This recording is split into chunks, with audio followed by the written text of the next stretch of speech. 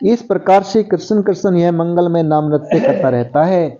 उसकी कोटि कोटि महापातक तत्काल भस्म हो जाते हैं, ऐसे नहीं बहुत दिनों में, तत्काल भस्म हो जाते हैं। सारे यज्ञ, लाखों व्रत, मतलब कोई सा व्रत उपवास की भी ज्यादा जरूरत नहीं है। कैसे कि उसने सारे व्रत कर लिए जो हर समय भगवान का नाम जप करता है। वो ही बोल रहा हूं जो इसमें लिखा हुआ है, सारे तीर्थ स्नान तब भी उसने कर लिए, अनेकों उपवास कर लिए, और क्या लिखा है, हजारों वेद पाठ कर लिए अनपढ़ होते हुए भी। और जो कोई सतत भगवान के नाम का प्रेम से नृत्य नाम करता, बिल्कुल नृत्य नाच रहा हो नाम, ऐसा खुशी खुशी से नाम जप करता है, तो उसने वेद पाठ और पृथ्वी की सैकड़ों प्रदक्षिणा कर ली। प्रदक्षिणा, परिक्रमा पृथ्वी की, जैसे मतलब गोवर्धन महाराज की लगे ना, ऐसे मानो पूरी पृथ्वी की परिक्रमा का लाभ भगवान का नाम जप करने वाले को मिल जाएगा। इस प्रकार से कृष्ण नाम जप के 16वें हिस्से के बराबर भी नहीं हो सकता। माना कोई पूरी पृथ्वी की परिक्रमा करी आए और एक केवल भगवान का नाम जप कर रहा हो, राधे श्याम, तो वो उसका 16वां भाग भी नहीं है, 16वां भाग भी उसे फल नहीं मिलेगा नाम जप करने वाले के सामने। तो इस प्रकार से भगवान नाम के कीर्तन में ही यह फल हो सो बात नहीं, उनके श्रवण स्मरण में भी वही फल है।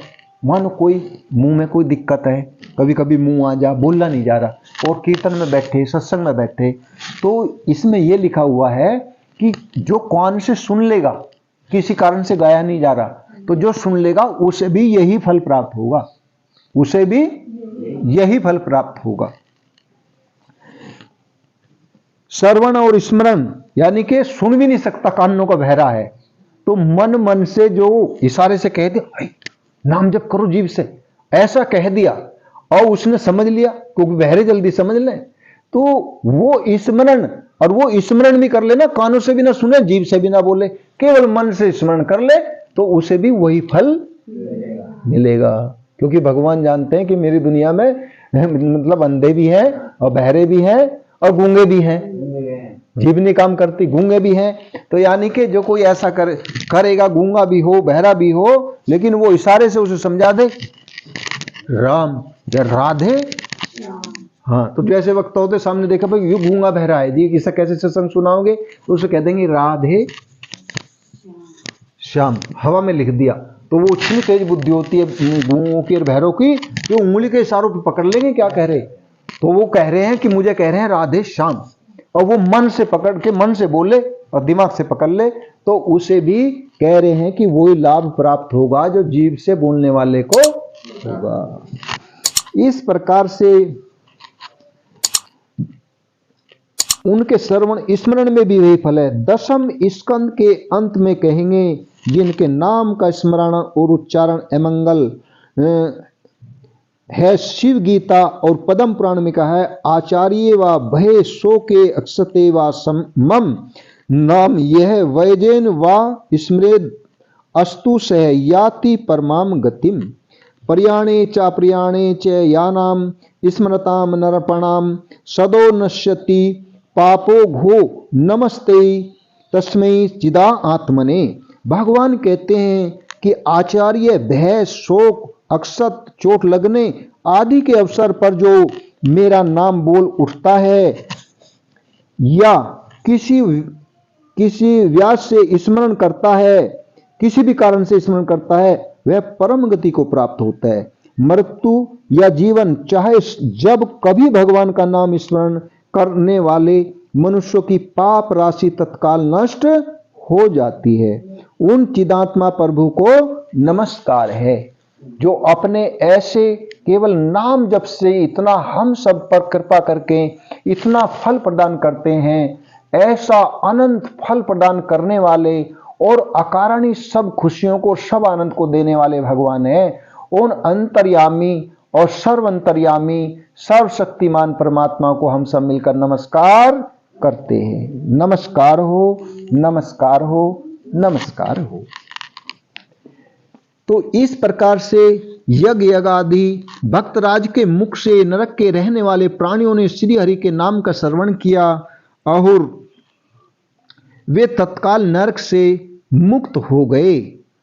महामुनि ब्राह्मण देव थे और भक्तराज के मुख से नरक में रहने वाले। तो ब्राह्मण गए थे एक बार घूमने के लिए अपने पुण्यों के बल से। क्या हुआ था कि एक गांव में एक ब्राह्मण रहते थे। तो वे ब्राह्मण जैसे रहते थे, उनका एक मित्र था, जैसे मेलचेल हो जा, लेकिन वो मर गया। अब जैसे वो मरा तो वो कुछ दिमाग का ज्यादा था, भगवान का नाम भी ले लेता था, तो लेकिन गलती भी करता था। तो वो जैसे यमराज के दरबार में पहुंचा, उन्होंने तो यमराज खुश हो गए उसके मतलब सरल स्वभाव से। फिर उन्होंने सोचा कि तुमने गलती भी बहुत कर रखी और तुझे छोड़ने को भी मन नहीं कर रहा, सजा देने को भी मन नहीं कर रहा। तो उन्होंने क्या करा, यमराज ने को भाई मैं तेरे से खुश हूं, बता तू क्या चाहे। तो उसने कहा खुशी क्या बताऊं क्या चाहूं। तो उसने कुछ मांगा ना, तो उसने कहा चल खुशी में एक काम कर रहा, तुझे नरक में भी नहरना पड़ेगा और तू सेवा करने वाला खुश रहता है, भगवान का नाम भी जप करता है, चल तू मेरे काम का। तो उसने यमराज ने उसे यमदूत ही बना दिया। वो तू मेरी सेवा कर, भगवान का नाम लेता ही रहेगा, मेरे से मिलता रहेगा।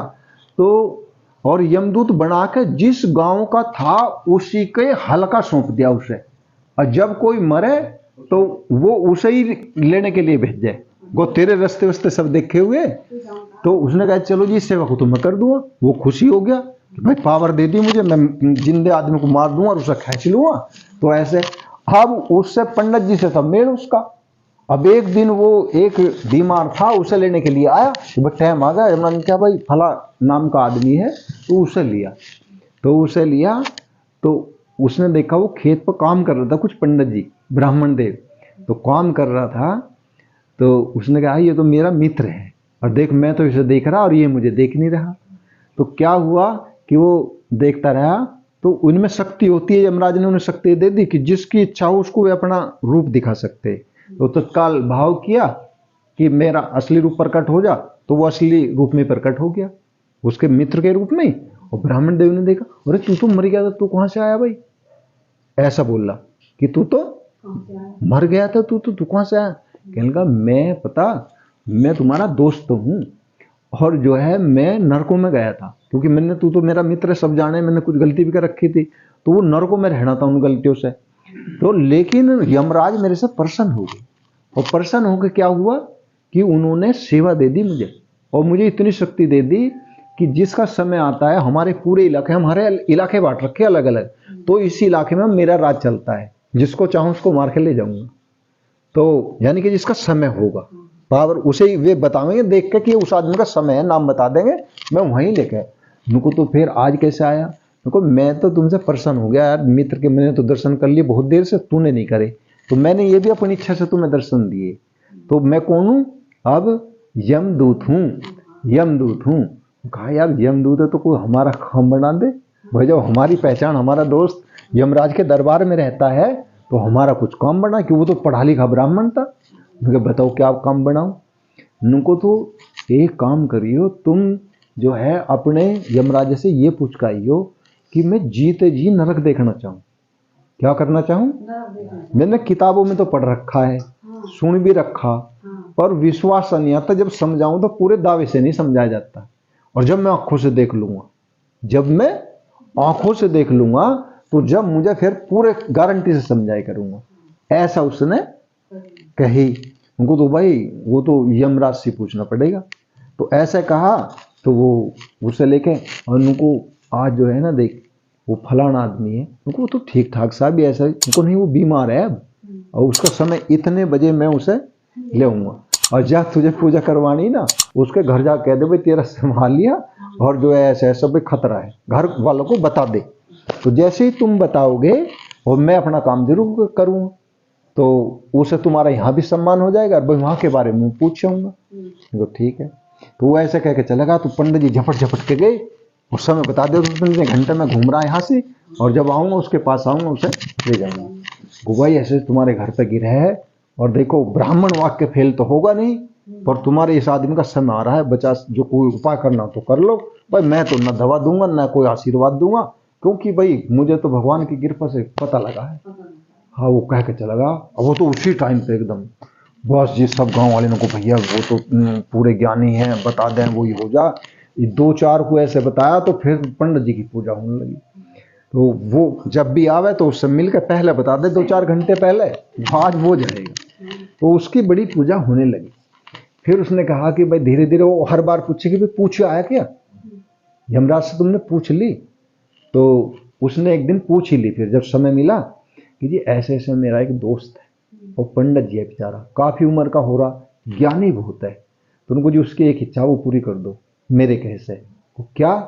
कि वो जीते जी नरक को देखना चाहता है। जीते जी नरक को? अरे नहीं, यहाँ तो मर के ही आता है, ये तो बहुत ही पेचीदा सवाल है भाई, यहाँ तो जीते जी नहीं, फिर तो नियम भंग हो जाएगा।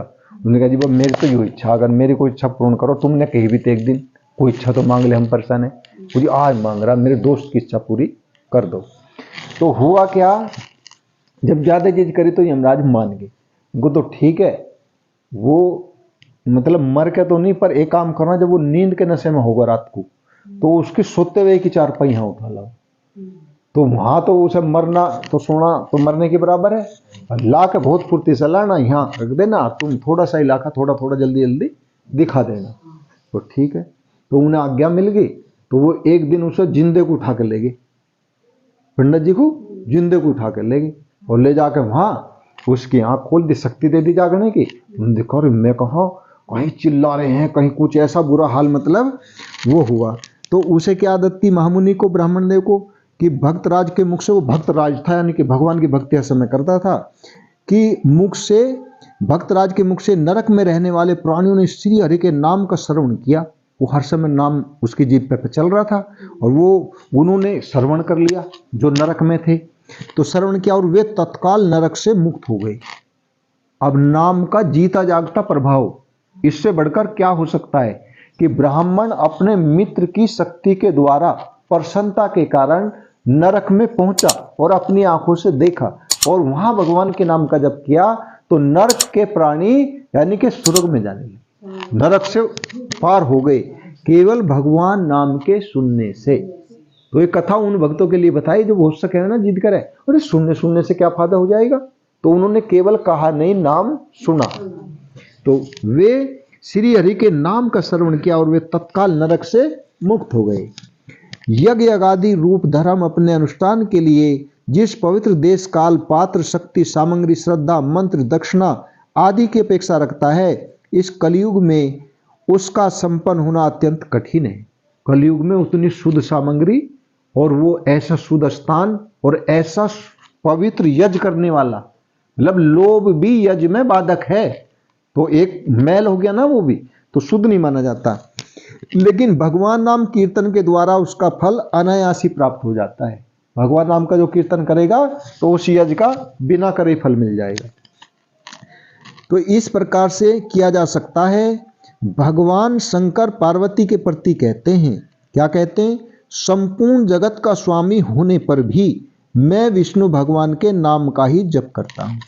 जिन्होंने नाम रस नाम का पता कर लिया, तो अपना भेद भगवान शंकर जी ने माता पार्वती को बताया कि देख, मैं मतलब मुझे कोई संसार में ऐसी वस्तु नहीं जो मैं प्राप्त न कर सकूं। तो वही पढ़ के मैं सुनाता हूं। कहते हैं कि विष्णु संपूर्ण जगत का स्वामी हूं, मैं संपूर्ण जगत का स्वामी हूं, लेकिन फिर भी हे पार्वती, मैं विष्णु भगवान के नाम का ही जप करता रहता हूं। मैं तुमसे सत्य सत्य कहता हूं, ये झूठ नहीं बोल रहा, यानी कि सत्य सत्य कहता हूं, भगवान को छोड़कर जीवों के लिए अब कर्मकांड आदि कोई भी गति नहीं है। पार्वती सुनो कि इस कलयुग में मतलब नाम के सिवा और किसी साधन की जय नहीं है, जीत नहीं है। इसलिए मैं खुद भी नाम जपता हूं और सब जीवों के लिए यही कलयुग में यह केवल कोई गति नहीं है। श्रीमद् भागवत में ही यह बात आगे आने वाली है कि सतयुग में ध्यान से, त्रेता में यज्ञ से और द्वापर में अर्चा पूजा से जो फल मिलता है, कलयुग में वह केवल भगवान नाम से मिलता है। और भी है कि कलयुग दोषों की निधि है, परंतु इसमें एक महान गुण यह है कि श्री कृष्ण संकीर्तन मात्र से ही जीव बंधन मुक्त होकर परमात्मा को प्राप्त कर लेता है। मतलब मन में कभी ये संशय नहीं करना चाहिए कि नाम नाम जपने से भगवान भी मिल जाएंगे क्या। भगवान के केवल नाम संकीर्तन करने से ही जीव मुक्त होकर के भगवान के धाम तक पहुंचने का सामान जटोलेगा। जितना पुण्य चाहिए उतने भगवान नाम से प्राप्त हो जाएंगे।